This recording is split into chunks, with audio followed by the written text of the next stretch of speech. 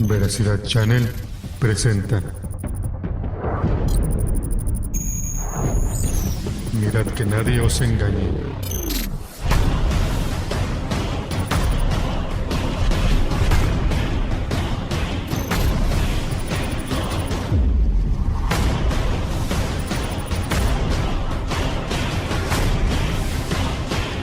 Porque no vendrá sin que antes venga la apostasía.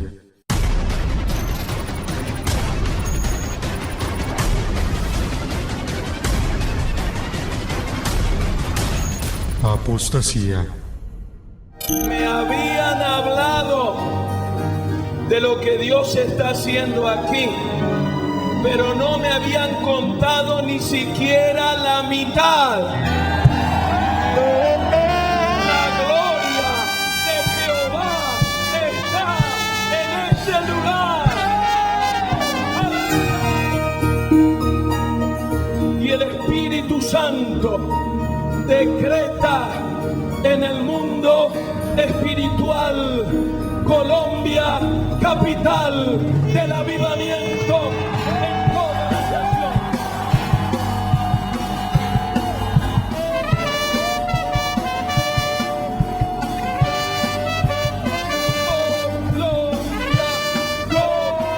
Colombia.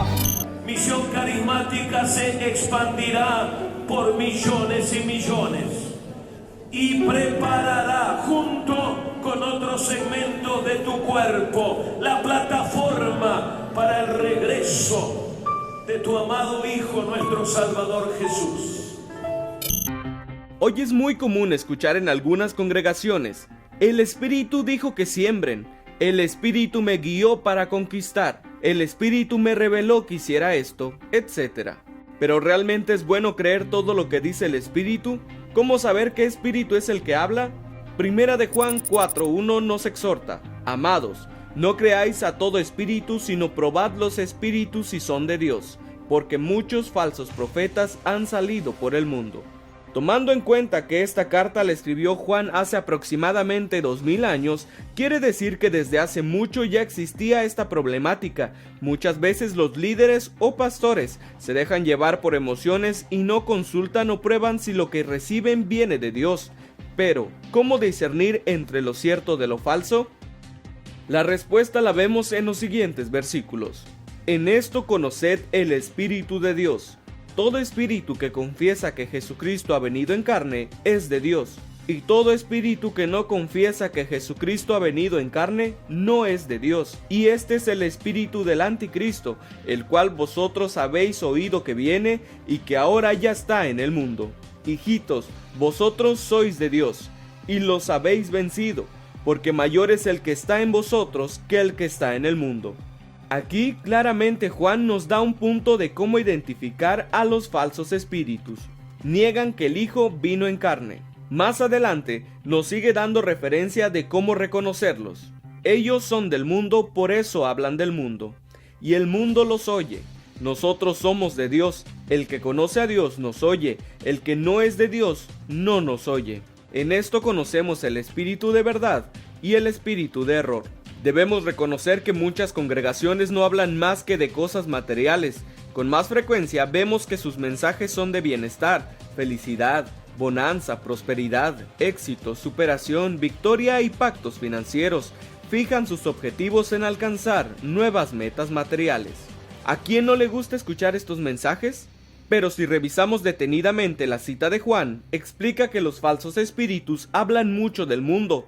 Tristemente, dejan atrás el mensaje de salvación, el perdón, el discipulado, la exhortación, la reprensión, la compasión, el amor al prójimo, la obediencia al Padre y la sujeción a su palabra. Sabemos de antemano que Satanás imita, falsifica, emula y distorsiona lo verdadero para engañar a los hijos de Dios. Incluso puede llegar a hacer cosas extraordinarias. Hoy en día, hay congregaciones donde presumen ser los favoritos del cielo, el pueblo escogido, presumen de ser la iglesia verdadera, hablan de logros materiales y de una prosperidad terrenal. Pero, ¿acaso esos son los requisitos que pide el Espíritu Santo? Sutilmente, Satanás ha entrado a las congregaciones disfrazado de oveja engañando y distorsionando lo que Dios estableció. Para poder identificar estos malos espíritus, primeramente es tener una vida en obediencia a Dios. Pablo también nos sugiere en Efesios 6 del 10 al 12: por lo demás, hermanos míos, fortaleceos en el Señor y en el poder de su fuerza. Vestíos de toda la armadura de Dios, para que podáis estar firmes contra las acechanzas del diablo. Porque no tenemos lucha contra sangre y carne, sino contra principados, contra potestades, contra los gobernadores de las tinieblas de este siglo, contra huestes espirituales de maldad en las regiones celestes. También sabemos que el enemigo es muy astuto y trata de sacarnos del camino de Dios. Pablo ya nos los advertía en 2 de Corintios 11 del 13 al 15, porque estos son falsos apóstoles, obreros fraudulentos, que se disfrazan como apóstoles de Cristo, y no es maravilla porque el mismo Satanás se disfraza como ángel de luz. Así que no es extraño si también sus ministros se disfrazan como ministros de justicia, cuyo fin será conforme a sus obras. Debemos reconocer que sin la ayuda de Dios no podemos identificarlos, pues son seres espirituales malignos. Parte importante del Espíritu Santo es darnos el don de discernimiento y así identificar y denunciar a los falsos espíritus. Santiago 4:7 nos invita: someteos pues a Dios, resistid al diablo y huirá de vosotros. Pedro también nos dice: sed sobrios y velad, porque vuestro adversario el diablo, como león rugiente, anda alrededor buscando a quien devorar, al cual resistid firmes en la fe, sabiendo que los mismos padecimientos se van cumpliendo en vuestros hermanos en todo el mundo. Claramente vemos como Pedro ya advertía a las congregaciones primitivas y recomendaba estar firmes en la fe, en el Evangelio de Cristo, pues el enemigo anda buscando a quien devorar. Tú vas a sentir que tomas la antorcha. Cuando yo tuve esta experiencia, nuestro ministerio entró en otra dimensión. Yo estaba en una de las graderías en la congregación del Dr. Cho. Él estaba sentado en plataforma y tengo la visión. Lo veo a él con indumentaria de atleta, corriendo con una antorcha, y llega hasta donde yo estoy y la deposita en mis manos. Y él sigue corriendo, y el Espíritu me dice: esta es la antorcha de la multiplicación. Y desde ahí vino una explosión en el crecimiento celular. En solo 6 meses pasamos de 1200 células a 4000 células. Hoy vas a tomar la antorcha. Extiende tu mano y toma la antorcha.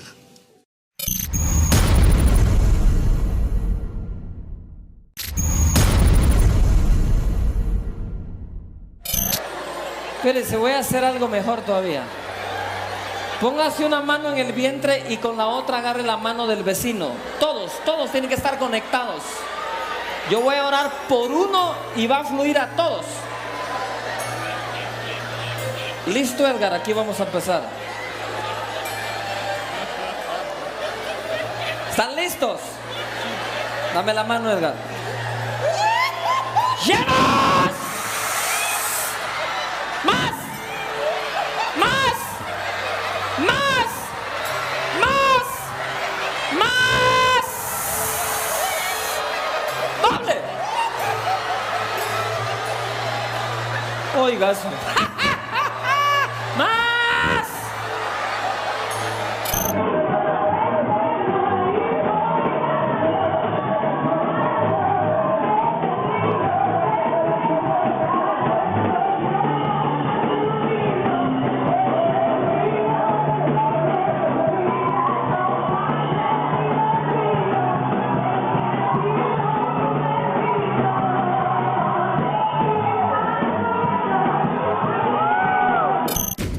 Es muy común ver este tipo de efectos cada vez más en las congregaciones, pero no porque una persona llore, tiemble, gima, se retuerza desmedidamente, grite o caiga como muerta signifique que venga del Espíritu Santo. No podemos guiarnos por lo que veamos solamente, Sabemos que como en el pasado Dios puede sorprendernos, hacer cosas nuevas, extraordinarias, incluso milagros sobrenaturales, pero todo con orden. Recordemos que Dios es un Dios de orden y de paz. En el Nuevo Testamento evidenciamos obras que el Espíritu hacía mediante los apóstoles. Pablo nos describe el fruto que viene del Espíritu. Mas el fruto del Espíritu es amor, gozo, paz, paciencia, benignidad, bondad, fe, mansedumbre, templanza. Contra tales cosas no hay ley. Aquí Pablo nos puntualiza más cualidades del buen espíritu. Cualquiera que manifieste cosas contrarias a estos puntos podríamos considerarlos como falsos espíritus. En la Biblia no encontramos ninguna cita donde se pueda describir los efectos de la presencia y obra del Espíritu Santo sobre nuestro cuerpo, es decir, no hay pruebas que relaten si se manifestaba brincando, manoteando, gritando o girando descontroladamente. Lo que sí es evidente es mostrar gozo, paz, regocijo, emotividad y en algunas ocasiones llanto como resultado del arrepentimiento y el perdón recibido de nuestro Padre. Es normal que sintamos alegría, pues el hecho de recibir misericordia es sinónimo de nacer de nuevo. Ha habido señales de gran emoción al encontrarse en una revelación de Dios, pero la Biblia no lo estereotipa como necesario o indispensable, ni como una señal de su presencia. Puede que tal emoción esté presente o ausente. La bulla o el ruido que haya en la congregación no son señal o manifestación del Espíritu. Usted debe saber que la obra del Espíritu es interna, no externa. El Espíritu actúa y va creciendo en nuestra vida a través de la oración y el estudio de la palabra. El Espíritu Santo nos ayuda a crecer en el entendimiento del plan de Dios, de nuestro papel en dicho plan. Nos ayuda a vivir según la voluntad de Dios y nos permite transformar nuestra mente como lo describe Pablo en Romanos 12:2. No os conforméis a este siglo, sino transformaos por medio de la renovación de vuestro entendimiento para que comprobéis cuál sea la buena voluntad de Dios, agradable y perfecta. En muchas congregaciones se enseña o hasta se obliga a que el creyente se transporte e imagine a Cristo, pues supuestamente así experimentará un acercamiento personal y visualizará cosas sobrenaturales. Tenga cuidado, pues la imaginación no es una acción del espíritu. La persona dice ver cosas insólitas, sentir nuevas revelaciones, pero simplemente son ilusiones que activan el poder extraordinario de la imaginación. Bajo la euforia de un encuentro espiritual, la mente es manipulada a tal grado que puede sentirse transportado a otra esfera. Puede creer haber tenido una visión, pero el peligro de estas prácticas es caer en la confusión o falsedad, pues al no tener una madurez espiritual no puede diferenciar entre lo real y lo imaginario. En la mayoría de los casos, la gente cae en el error de imitar lo que la otra persona hace, sin saber qué está pasando realmente. Si bien es cierto que Dios usa medios u otras personas para hacer su obra en la tierra, debemos reconocer que el medio principal es su palabra. Hay que tener siempre en cuenta la supremacía de la palabra. Si una persona no actúa conforme a la palabra, tenga cuidado. Tenga en cuenta que al único que debemos imitar es a Cristo, que se refleja a través de la vida de un creyente de buen testimonio, ejemplar, fiel, sobrio, así como Pablo decía en 1 Corintios 11:1, sed imitadores de mí, así como yo de Cristo. A Timoteo le dijo, ninguno tenga en poco tu juventud, sino sé ejemplo de los creyentes en palabra, conducta, amor, espíritu, fe y pureza.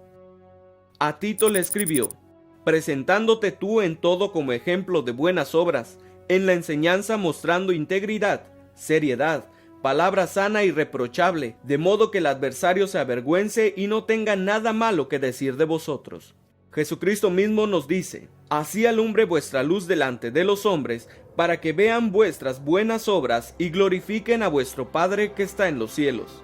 Claramente vemos qué ejemplos debemos seguir, así que no se confunda y siga el ejemplo principal que es Cristo. Instrúyase más en la palabra, estudie y escudriñe las Escrituras, no imite al hombre. No sé los obstáculos que has vivido en tu vida, en tu ministerio para que hoy estés aquí, pero el Señor me habló y me dijo, me he reservado 7,000 hombres que cambiarán el mundo. es tu turno. Te toca a ti. Te voy a invitar a que abras tus labios en otras lenguas.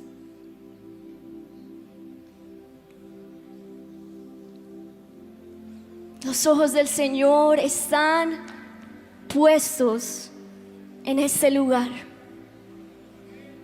en este auditorio.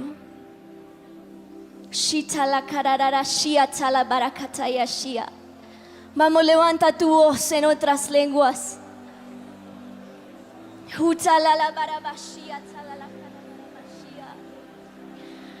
Oh, Espíritu Santo, levanta tus brazos al cielo y visualiza.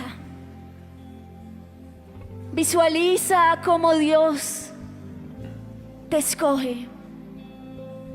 Cómo eres ese Padre de multitudes.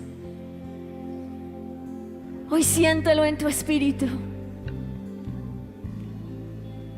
Cómo vienen miles y miles de discípulos detrás tuyo. Gracias, Señor. Te amamos, Jesús.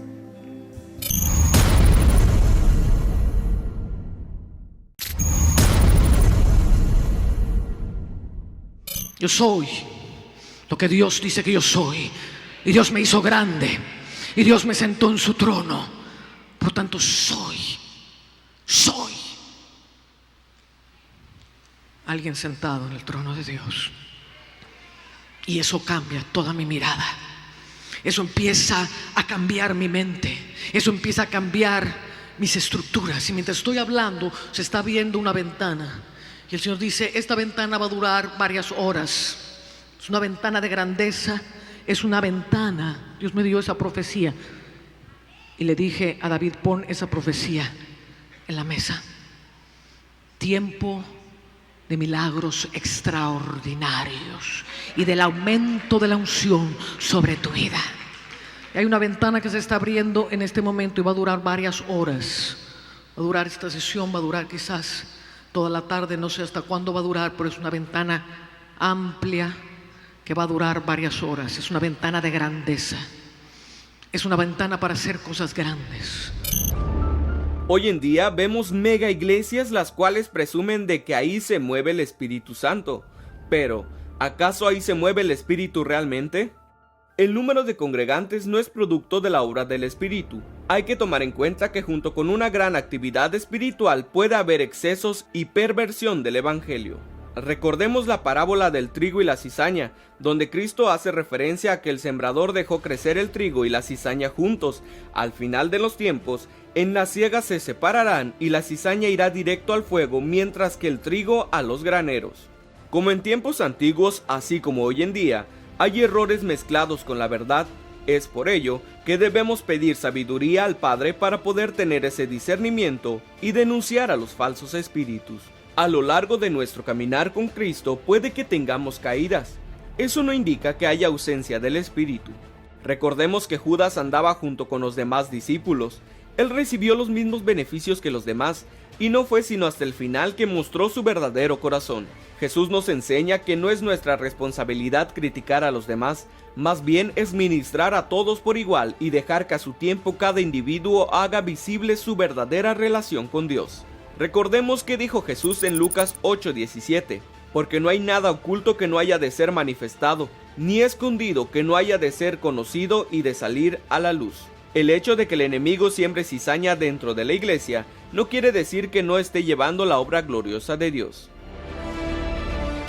Hay casos en algunas congregaciones donde el mensaje que se predica es sobre la condenación y los terribles tormentos que esperan a los impíos en el infierno.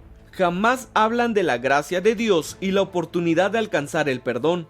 Algunas otras iglesias exageran sobre la gracia de Dios a tal punto que el pecador se queda cómodo en su pecado. Toda predicación debe ser con profunda convicción, presentando clara y objetivamente la verdad, exhortando al creyente a no caer en el pecado.